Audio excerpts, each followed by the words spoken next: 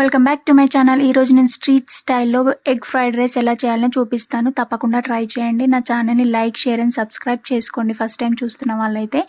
ఇప్పుడు ప్రాసెస్లోకి వస్తే ఒక ప్యాన్ పెట్టుకొని ఆయిల్ వేసుకొని ఒక 2 eggs కొట్టేసి సాల్ట్ అండ్ పెప్పర్ వేసుకొని కాస్త ఫ్రై చేసి పక్కన తీసుకోవాలి. అదే ప్యాన్లో ఇంకొంచెం ఆయిల్ వేసుకొని జీలకర్ర వేసుకొని సన్నగా తరుక్కున్న onions, beans, carrots and capsicum వేసుకొని కాస్త సాటే చేసిన తర్వాత అల్లం వెల్లుల్లి పేస్ట్ అండ్ పసుపు వేసుకొని పచ్చివాసన పోయిన తర్వాత కొంచెం సాల్ట్ వేసుకుందాం. ముక్కలకు సాల్ట్ పడుతున్నప్పుడు లైట్గా సాటే చేసిన తర్వాత వేడి వేడి రైస్ వేసుకోవాలండి.